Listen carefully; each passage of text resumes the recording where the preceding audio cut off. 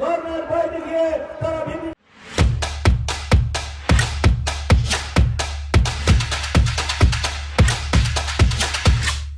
মানুষের বোকা দিচ্ছে, প্রচারণা করছে। তাদের ব্যাপারে সতর্ক থাকতে হবে।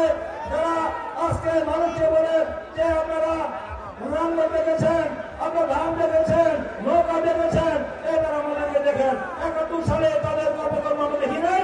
71 সালে তারা স্বাধীনতা বিরোধী শক্তি এবং মুক্তিযুদ্ধের চেতনা বিশ্বাস করে না, স্বাধীনতার চেতনা বিশ্বাস করে না। যে দলটি এখনো জাতীয় স্মৃতিসৌধে যায় না, যারা কেন্দ্রীয় শহীদ মিনারে যায় না, যারা জাতীয় সঙ্গীত গায় না, তারা কি বাংলাদেশে বিশ্বাস করে? তারা কি বাংলাদেশে বিশ্বাস করে? তারা বাংলাদেশকে বিশ্বাস করে না। তাদের 71 অপরাধের কারণে, এই মুক্তিযুদ্ধের বিরোধিতা করার কারণে তারা জাতির কাছে এখনো ক্ষমা চায় নাই। তারা আজকে বড় বড় বক্তব্য দিচ্ছে। তারা নাকি ক্ষমতায় গেলে দেশের চিত্র পাল্টিয়ে দিবে।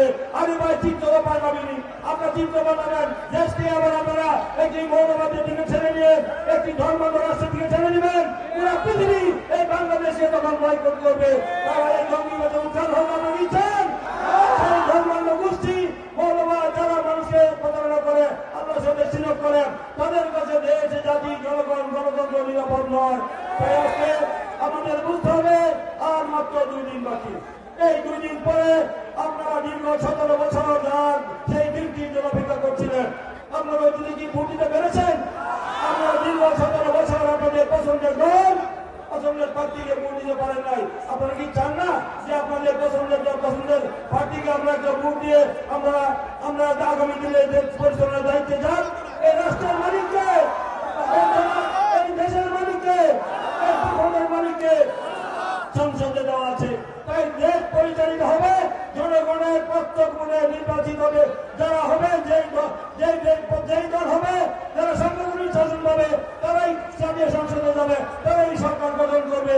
তাই আজকে আমাদের নেতা তারেক রহমান বলেছেন, এই দীর্ঘ তারেক রহমান বেগম খালেদা জিয়া 17 বছর আন্দোলন করে এই দেশে জীবন বাজি রেখে বেগম খালেদা জিয়া জীবন দিতে হয়েছে এই দেশের জনগণের মুক্তির জন্য, গণতন্ত্রের জন্য, মানুষের দাবি আদায় করার জন্য। তিনি কিন্তু সেই দাবিও সরকার, মাফিয়া সরকার, খুনি সরকার, জালিম সরকার, একটি অসাংবিধানিক সরকারের সাথে কিন্তু আপোষ করেন নাই।